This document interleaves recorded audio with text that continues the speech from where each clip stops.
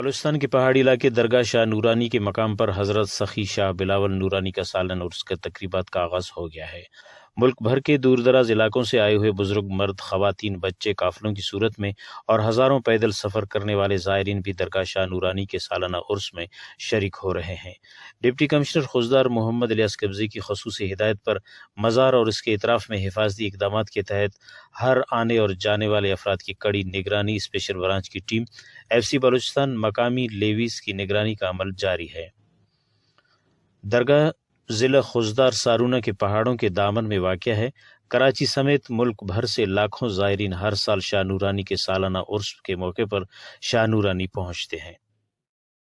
صاحب club division, deputy commissioner صاحب خوزدار، assistant commissioner صاحب وڈ کی خصوصی ہدایت کے مطابق اس دفعہ عرس مبارک پہ ماشاءاللہ بہت اچھی نفری لگی ہوئی ہے۔ تقریباً 300 کے لگ بھگ لگی ہوئی نفری لیویز کی، تقریباً 300 یہ عرس مبارک پہ لگی ہوئی ہے، اور انتظامات بہت اچھی، جس میں ایمبولینسز، فائر بریگیڈ اور واٹر بوزر، ٹریفک نظام، اس کے لیے موٹر سائیکل وغیرہ اور ٹریفک پارکنگ کی نظام بہت ماشاءاللہ۔ قابل ذکر بات یہ ہے کہ طویل اور ویران پہاڑی علاقے کا راستہ ہونے کے باوجود اس علاقے میں چوری، ڈکیتی اور لوٹ مار کا کوئی سلسلہ نہیں ہے۔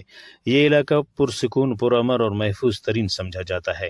حضرت شاہ بلاول نورانی کا مزار صدیوں سے قائم ہے اور یہ میلہ ہر سال منایا جاتا ہے۔ رپورٹ مرتضی بلوچ، وش نیوز، خوزدار۔